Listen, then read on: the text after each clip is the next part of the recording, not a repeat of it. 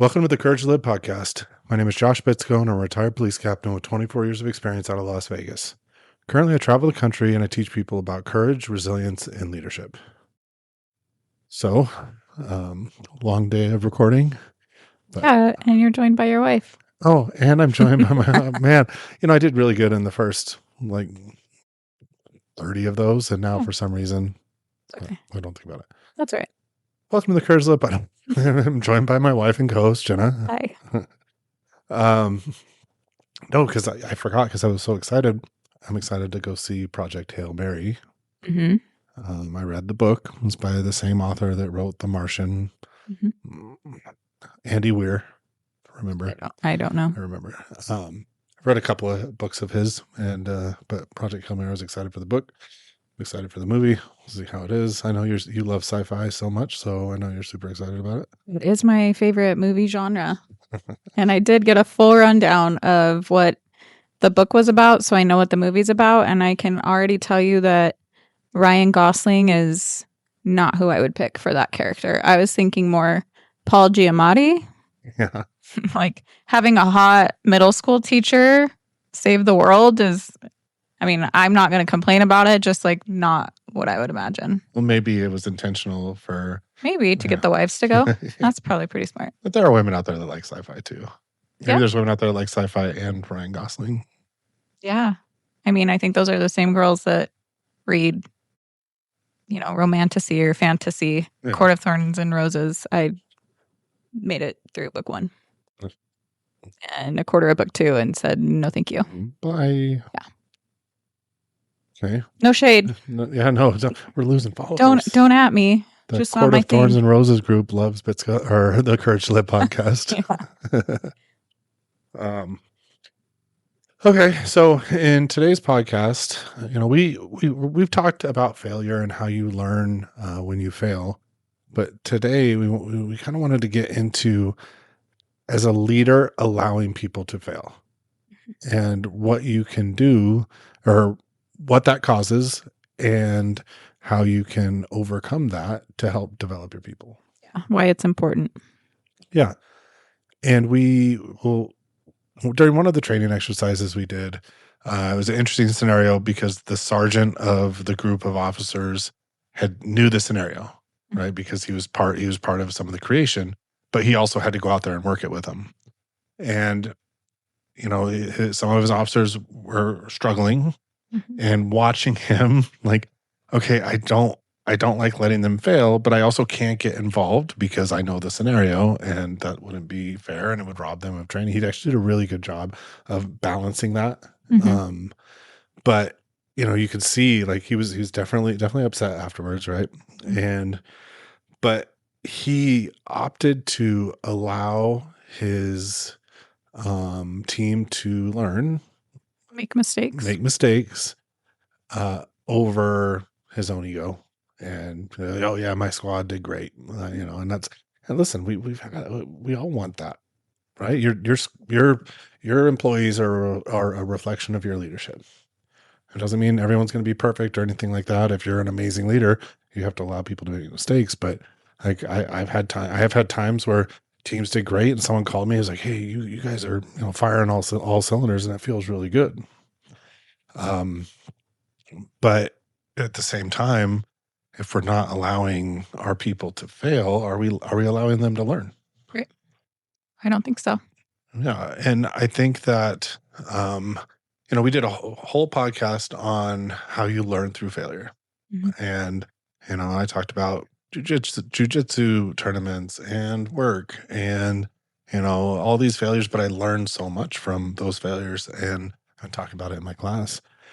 But then you go to a leadership position and, you have to balance obviously the mission and operations of the team and day-to-day operations, and training and making sure that people are training, you're putting on scenario training from them. But you also you don't want them to fail to the point where it's going to affect their careers or, impact, for policing, impact the community or something like that, or even training, fail so bad that they get nothing from the training, if that makes sense.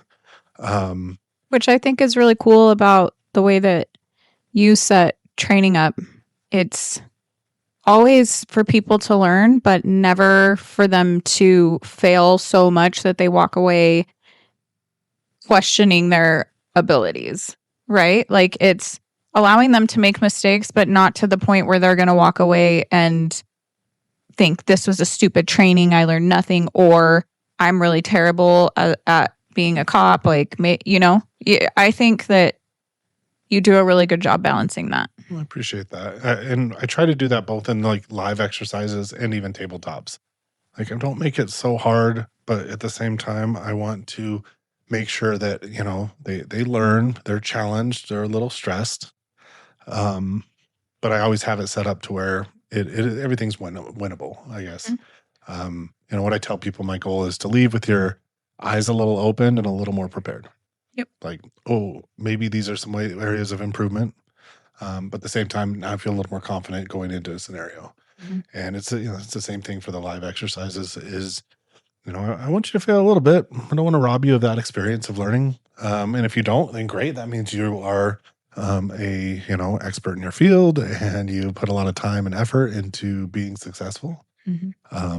But again, training should be hard. And I need to put my money where my mouth is, because in every class I say, like, when trying to get people over that tactical paralysis is you have to have the ability to fail in training to learn. But when we come in as a consultant creating training, there's this desire to want everybody to leave all, butterflies and rainbows and unicorns. And that was the most amazing training. But if you didn't do great, it's going to be hard to like have that feeling. Yeah. Well, and I think so as leaders, I feel like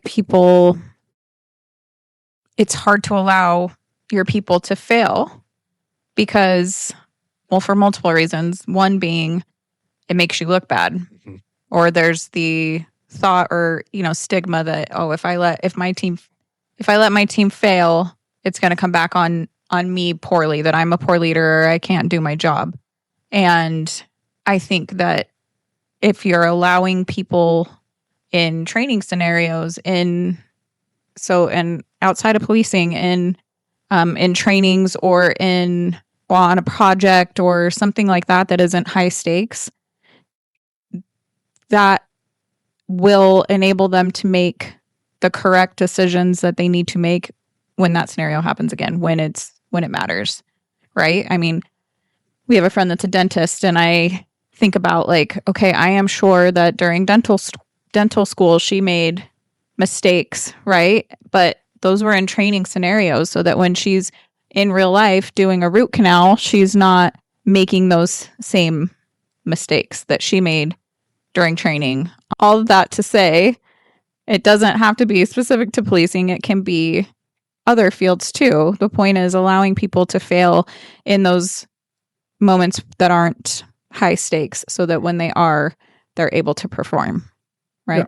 Yeah. And I even think there is at times some opportunity to allow people to go off on their own and have the ability to fail even outside of training. And I'm not saying like an active shooter or a mandatory arrest or something like that, but you give someone a project and you give them the parameters for the project and then let them go. And there's that chance that they're going to fail. And that's when real leadership happens. Am I going to take and develop this person? I gave them the opportunity to be creative and go off on their own. And you know what? If they knock my socks off, great. That's awesome. And they're going to have more confidence. And I got to delegate and didn't have to be involved in every part of it. But at the same time, in just allowing them the space to go do, like I said, I'm talking like a small project, like a COP project or like a community project that it's like maybe an event where you have like, we used to have like kid boxing events, not like kids fighting like Fight Club, but like we would have like sportings, like we'd have different gyms that had kids that boxed, and it was a heavily Hispanic area, and we'd have a big event. Or so that, it's not Child Fight Club. So there's these opportunities where it's like, not life or death, that you give someone a project, let them, maybe it's the first time they've done it, let them go out and work it, and knowing they may make mistakes, they may fail.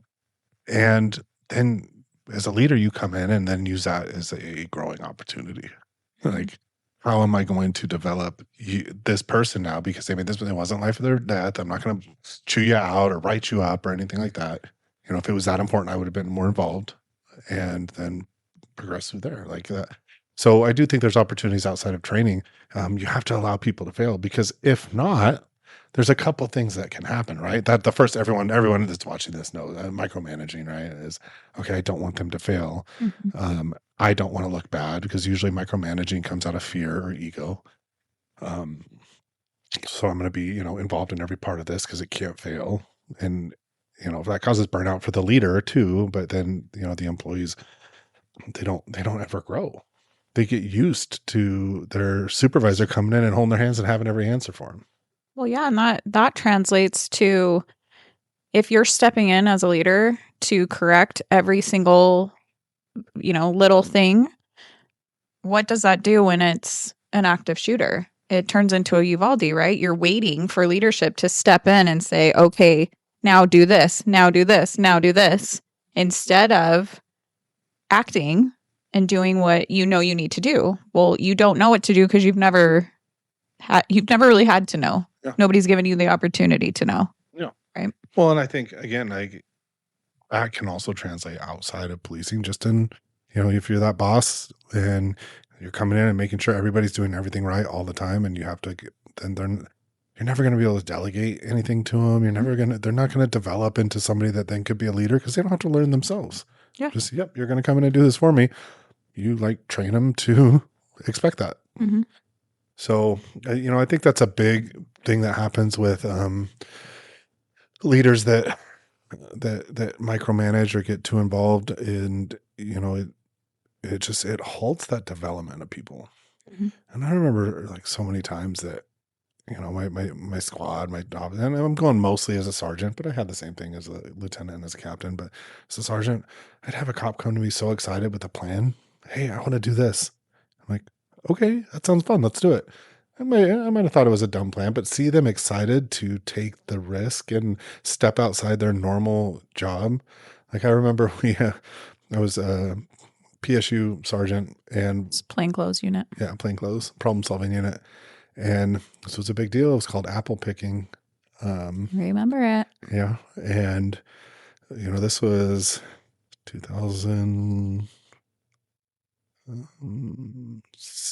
Oh, no, I was a sergeant. So 2010, 2011. Mm-hmm.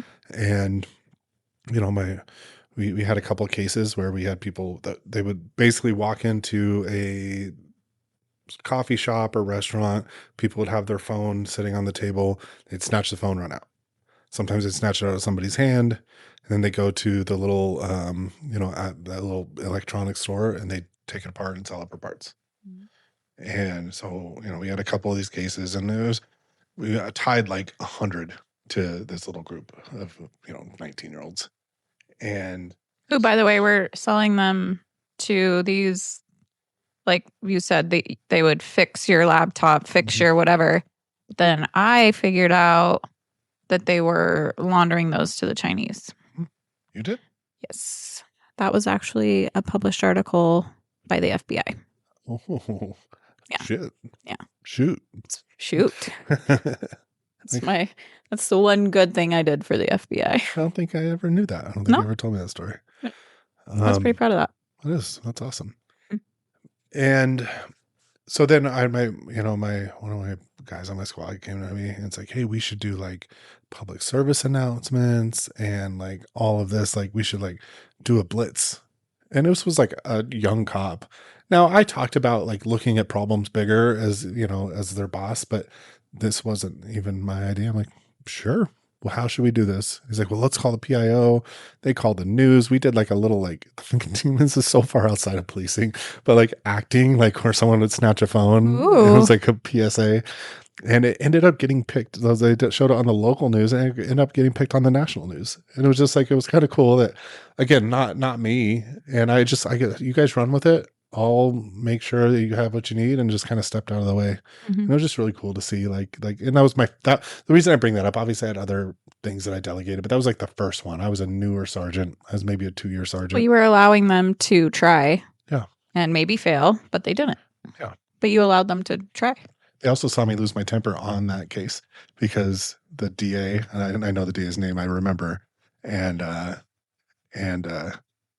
he like dropped 50 larceny from persons to like some, gross miss one in probation. And I was on the phone with the DA because I could hear one of them on the phone with the DA. I'm like, give me that phone, because I knew what was happening. Mhm. And I was like, and I lost my temper and I ruined his phone and broke it. Ooh. And Did you buy him a new phone? it was a department phone. Oh, okay. Oh, watch out. Tim, Tom, whoever he is, he's going to get you for that one. Well, He did not like the story about Mickey Mouse being torn up by Loki. Remember that? Oh, yeah, that's right. Yeah. That's right. Well, hope you're having a better day, Tim or Tom or whatever your name is. Well, the statute of limitations is up on that. It was a broken cell phone, and it was a flip phone. That's why people don't like the police. Yeah. That's what he said. Oh yeah, because the doc. Well, this was our phone, but yeah, whatever. Anyway, I got so mad, and then I ended up calling his boss, and it was just a whole thing. But anyway, long story short, we got a little off track. But I do think it was the first one I ever did. I was just super excited to like see them, go out and do something. And could they fail? Yeah. But they didn't. And, but I think there's value in allowing people the leash to succeed or fail, because if they succeed, great. And you have a story that 20 years after I'm still talking about, or 15 years after. And if they fail, they have lessons that they will never forget. Right. So I do think that there's value in allowing people to fail in training, and it just ultimately just helping develop people. Because that's your job as a leader too. Well, yes. And are there any other things that you can think of that it benefits you as a leader to allow your people to fail? Yes, because if you develop them through training, through failing in training, or these little small projects, they become better. And then when you delegate things to them, they'll fail less. And so as you're delegating out to people to do projects, I now have the confidence. Well, it builds trust, right? Yeah. It builds trust for them that you're not going to scream at them or punish them for making a mistake. And it also builds trust with you that you know that you can give them bigger projects. You can give them bigger things to handle. You know that they can handle their own if they're a cop or, whatever it is. You can give them bigger things, and you have the trust in them that they'll have the ability to do it. And I think too that they will take accountability if they do mess up, because there's the trust there between the two of you. Yeah. They will feel more comfortable coming to you saying, hey, I screwed this up. And then you guys figure it out together, as opposed to this culture of fear that's created by, micromanaging, and then feeling like you can never make a mistake. And then you're scared to say you made a mistake because then you're going to get in big trouble. And it just creates this vicious cycle of perfectionism, which we've talked about. But also that cycle of perfectionism then does not allow people to succeed in any kind of way. Yeah. And I think it's funny that even through that, you do all these things, you build that trust. You still, as a leader, if you give someone that leash to go out and fail, and they do fail, when you get called on the carpet for it, and this is the the Jocko extreme ownership stuff, which I do really like that extreme ownership idea. That's still your fault as a leader. Mm-hmm. So when your boss calls you in the office, it's not, hey, that was them. You don't push it down to your people. Like 100% my fault. Yeah. And not only do you say it, you have to believe it. Well, but on that same note, as a leader, if you're stepping in all the time and micromanaging, and you don't have an understanding of what the gaps are, then when they make big mistakes or there are these big gaps, they could have been prevented had you allowed them the space to learn and grow. Yeah. But you really don't know as a leader. That gives you such a blind spot as a leader if you don't even know what your own team's gaps are. You don't even know what to fix because you don't even know what the gaps are. Because you never gave them an opportunity to expose those gaps, so then you can't develop them in other ways as well. Right. So what would your advice to new leaders or even leaders who have a tendency, if they're like, ooh, you know what, I am micromanaging. What is the first step to, I mean, is it just don't? Is it just don't? Yeah. No, I think you really have to have the ability or develop the ability to answer the question, what's the worst that's going to happen? like, okay, it's Uvalde. The worst that's going to happen is a lot. Yeah. And so you'll see me switch into in situations like that, a completely different style of leadership than I was as a detective sergeant. Yeah. Like two very drastic different styles. So, or what's the worst going to happen? I screw that up and I might get my butt chewed. Mm-hmm. Okay. Mm-hmm. And so, but then the payoff is I get my butt chewed and my people build trust and get better, and then it won't happen again. Right. So, you have to be really good at answering that question. And if getting your butt chewed or whatever is the worst thing ever, then you honestly really need to reevaluate your position as a leader, because That's part of it. You're never going to be perfect. Yep. And if you're so worried about that, you won't be what your people need you to be. Okay.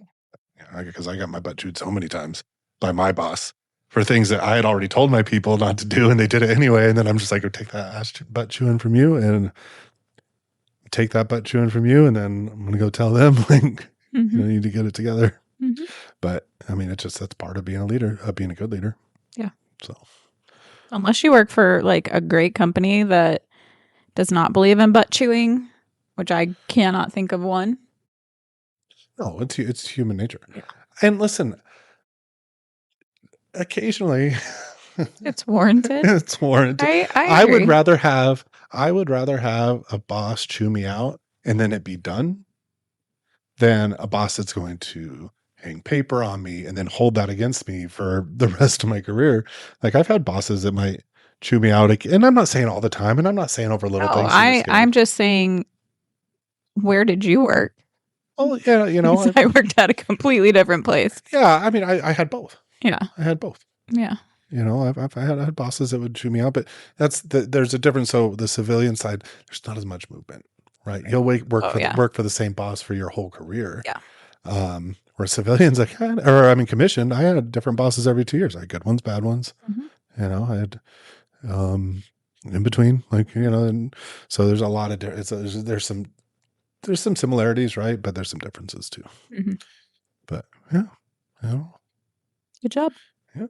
So, well, if you enjoyed the podcast, please share it with a friend, leave a review, subscribe, and I appreciate you guys spending time with us today.